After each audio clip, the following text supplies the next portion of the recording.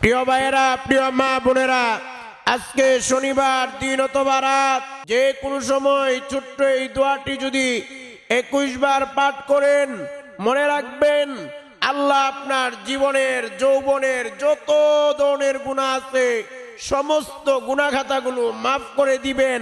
এমনি ভাবে মনে রাখবেন নবীজি ওয়াদা করে বলেছেন, যদি কেউ এই ছোট্ট দোয়াটি 3 বার পাঠ করে আমার আল্লাহ তার ঋণ থাকলে ঋণের দায়িত্ব নিজে নিয়ে নিবেন এবং তার ঋণ পরিশোধ করে দিবেন। আল্লাহ তাকে রহমত বরকতের বৃষ্টি দান করবে, বৃষ্টির মতো রিজিক আসবে, আল্লাহ তার অভাব অনটন দূর করে দিবেন, আল্লাহ তাকে ধনী বানায়া দিবেন, ধনী বানায়া দিবেন। সুবহানাল্লাহ, সুবহানাল্লাহ। এই জন্য প্রিয় ভাইয়েরা, প্রিয় মা বোনেরা, আজকের এই বয়ানটা শুরু থেকে শেষ পর্যন্ত শুনবেন এবং আমি আপনাদেরকে সহজ করে ব্যঙ্গে ব্যঙ্গে আমলগুলো বলে দিব এবং দোয়াগুলো ব্যঙ্গে ব্যঙ্গে আপনাদেরকে বলে দিব, যাতে আপনারা দোয়াগুলো পড়তে পারেন, পাঠ করতে পারেন। প্রিয় ভাইয়েরা, প্রিয় মা বোনেরা, ভালো করে মনে রাখবেন আজকের এই আমলগুলো যদি আপনারা করতে পারেন, মনে রাখবেন আপনাদের জীবনের যৌবনের যত ধরনের গুনাহ আছে, হাত দ্বারা গুনাহ করেছেন, পা দ্বারা গুনাহ করেছেন, অন্তর দ্বারা গুনাহ করেছেন, চোখ দ্বারা গুনাহ করা হয়েছে, চোখ দ্বারা কত ধরনের গুনাহ হয়েছে, সব ধরনের গুনাহ, গোপন গুনাহ, কঠিন গুনাহ, জটিল গুনাহ, জীবনের যত ধরনের গুনাহ আছে সব গুনাহ খাতাগুলো আমার আল্লাহ মাফ করে দিবেন। সুবহানাল্লাহ।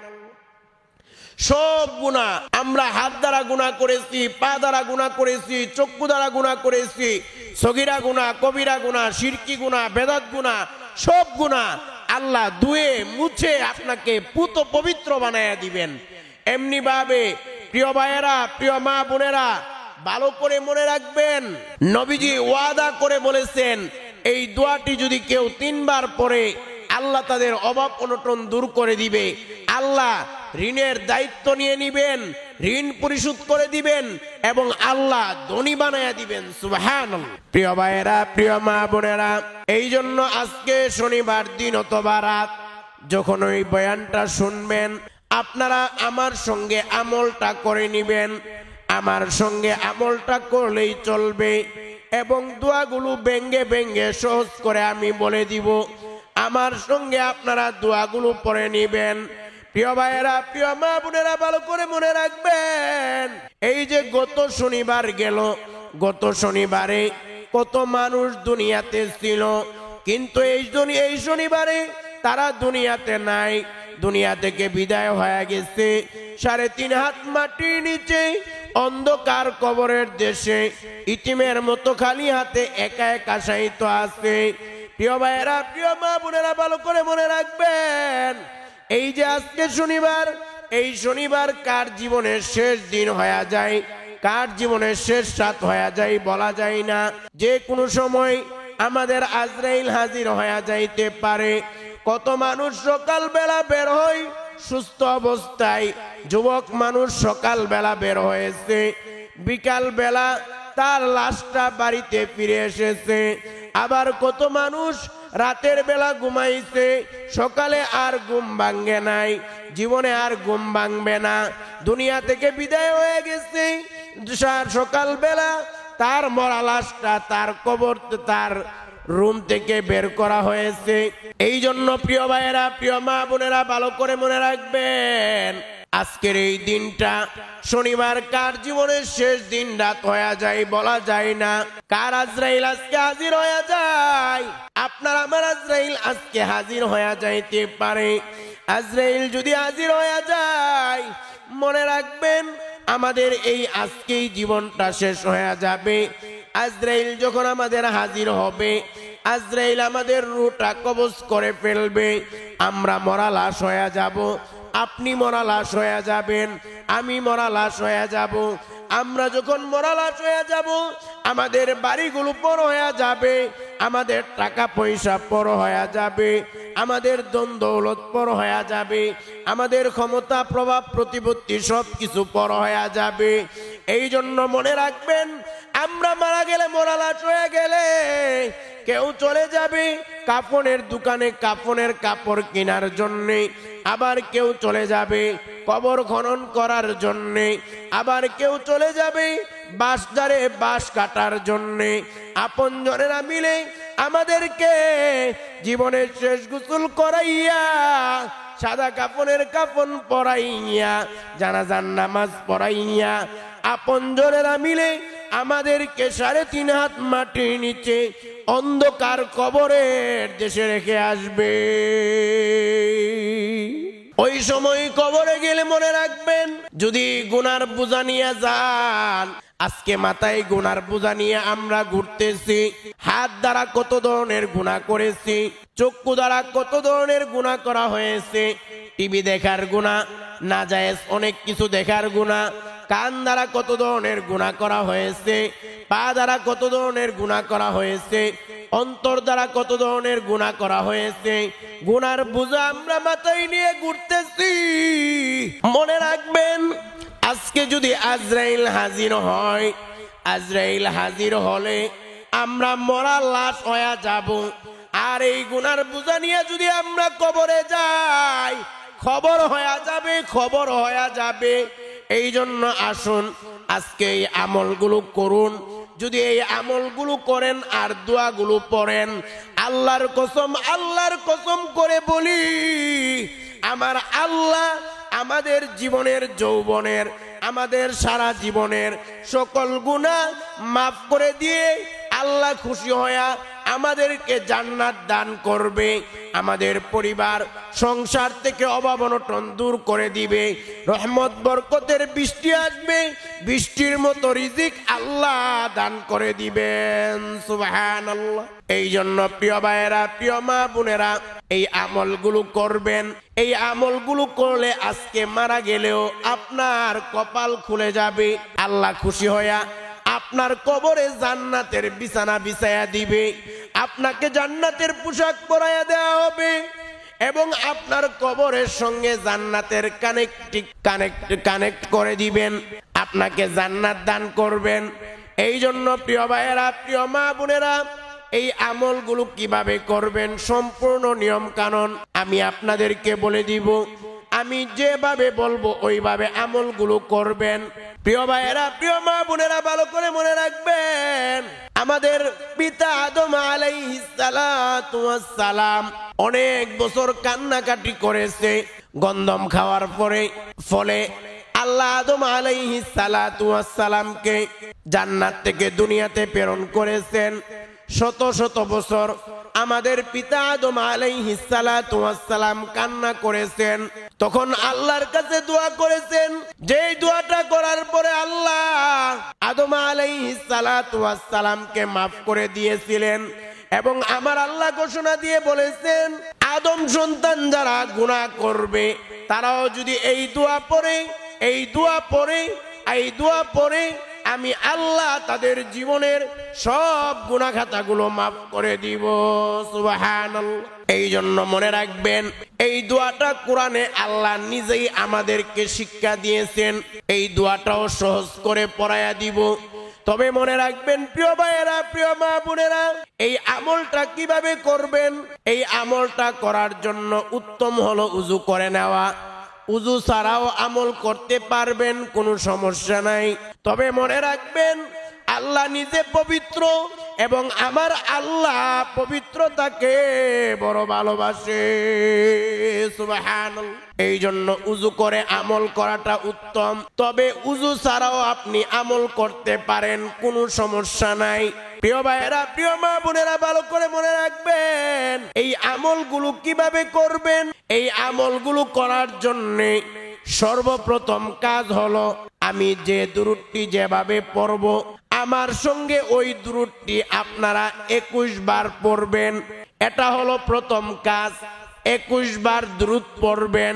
দ্বিতীয় নাম্বার কাজ হলো, পবিত্র কুরআনুল কারীমে একটি দোয়া আল্লাহ শিক্ষা দিয়েছে। আমাদের পিতা আদম আলাইহিস সালাতু ওয়াস সালাম গন্ধম খাওয়ার কারণে আল্লাহ যখন জান্নাত থেকে দুনিয়াতে প্রেরণ করেছেন, তখন আল্লাহ কাছে অনেক বছর কান্না করেছেন আদম আলাইহিস সালাতু ওয়াস সালাম। আল্লাহ ক্ষমা করে দিয়েছিলেন এবং আল্লাহ ঘোষণা করে বলে দিয়েছিলেন আদম সন্তানেরাও যদি এই দোয়াটা পড়ে আমি ঘোষণা দিলাম আদম সন্তানদেরও জীবনের সব গুনাহ আল্লাহ মাফ করে দিবেন। সুবহানাল্লাহ। এই দোয়াটা আল্লাহ নিজে কোরআনে আমাদেরকে শিক্ষা দিয়েছেন। এরপর তৃতীয় নাম্বার কাজ হলো, প্রিয় ভাইয়েরা, তৃতীয় নাম্বার কাজ হলো নবীজির শিখানো শক্তিশালী পাওয়ারফুল যেই দোয়া পড়লে অভাব অনটন আল্লাহ দূর করে দিবে, রিজিক বাড়ায়া দিবে, বৃষ্টির মতো রিজিক আসবে, গাইবী রিজিক আসবে, আল্লাহ ধনী বানায়া দিবেন। এই দোয়াটা 3 বার পড়বেন। এটা হলো 3 নাম্বার কাজ। আমি সহজ করে ভেঙ্গে ভেঙ্গে আপনাদেরকে পড়ায়া দিব। এরপর 4 নাম্বার কাজ হলো ইসমে আজমের দোয়াটা একবার পড়বেন। একদিন আল্লাহর নবীর একজন সাহাবী 2টা হাত তুলে চোখের পানি ছেড়ে ছেড়ে কান্না করে আল্লাহর কাছে দোয়া করতেছিলেন। আমাদের প্রিয় নবী সাল্লাল্লাহু আলাইহি ওয়াসাল্লাম বলেন, নিশ্চয়ই এই সাহাবী আল্লাহর কাছে ইসমে আজম পড়ে দোয়া করতেছে, আল্লাহর কাছে ইসমে আজম পড়ে দোয়া করতেছে।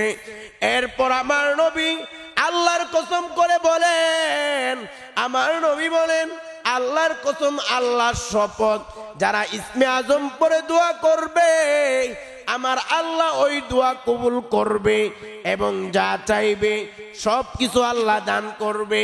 মনের আশা আল্লাহ অবশ্যই অবশ্যই পূরণ করবে। সুবহানাল্লাহ। এটা হলো 4 নাম্বার কাজ। ইসমে আজম একবার পড়বেন আমার সঙ্গে। এরপর 5 নাম্বার কাজ হলো আমি যে দুরূদটি পড়ব ওই দুরূদটি আমার সঙ্গে আপনারা 3 বার পড়বেন।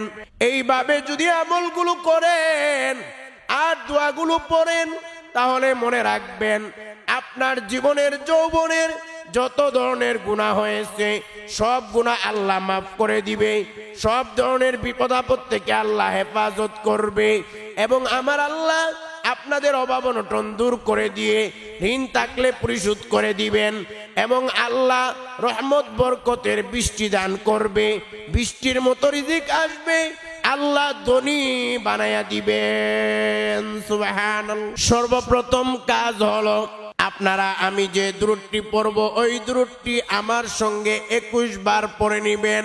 সহজ করে ব্যঙ্গে ব্যঙ্গে বলে দিব। 21 বার এই দুরূদটি পড়বেন। প্রিয় ভাইয়েরা, প্রিয় মা বোনেরা, ভালো করে মনে রাখবেন আল্লাহর নবীর সাহাবী ওমর ইবনুল খাত্তাব রাদিয়াল্লাহু তাআলা আনহু বলেন, ইন্নাদ দুআ মাওকুফুন বাইনাস সামাই ওয়াল আরদ, নিশ্চয়ই দোয়া আসমান এবং জমিনের মাঝখানে ঝুলন্ত থাকে, লটকায়া থাকে, যতক্ষণ না তোমরা তোমাদের নবীর উপর দুরূদ পাঠ করো। সুবহানাল্লাহ।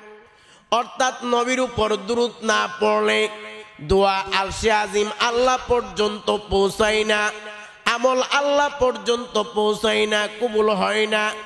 এই জন্য মনে রাখবেন অনেকে অনেক সময় বলে থাকে, হুজুর কত দোয়া করি, কত দোয়া করাই, কত আমল করি, কোনো কিছুই তো কবুল হয় না। কবুল না হওয়ার একটা কারণ হলো আপনি দুরূদ পাঠ করেন না, যার কারণে আপনার দোয়া আরশে আজিম পর্যন্ত আল্লাহ পর্যন্ত পৌঁছাইতেই পারে না। আসমান আর জমিনের মাঝখানে দোয়া ঝুলন্ত থাকে, লটকায়া থাকে, তাহলে এই দোয়া কবুল হবে কিভাবে? এই জন্য দুরূদ পড়তে হবে আমল আর দোয়া কবুলের জন্য। প্রিয় ভাইয়েরা, প্রিয় মা বোনেরা, এমনি ভাবে অনেকে আছে দুরূদে কৃপণতা করে। না না, ভালো করে মনে রাখবেন আপনি যখন দুরূদ পড়বেন আপনার নাম, আপনার পিতার নাম ফেরেশতারা নবীর কাছে পৌঁছায়া দেয়। ফেরেশতারা গিয়ে নবীকে বলে, ওগো নবীজি, বাংলাদেশ থেকে উমুকের ছেলে উমুকে আপনার প্রতি দুরূদ পাঠ করেছে। নবীজি বড় খুশি হয়ে যায়, নবীজি আনন্দিত হয়ে যায়। এমনি ভাবে প্রিয় ভাইয়েরা, প্রিয় মা বোনেরা, ভালো করে মনে রাখবেন আমাদের প্রিয় নবী সাল্লাল্লাহু আলাইহি ওয়াসাল্লাম বলেন, যখন কেউ নবীর উপর একবার দুরূদ পাঠ করে আমার আল্লাহ তার উপর 10টা রহমত বর্ষণ করে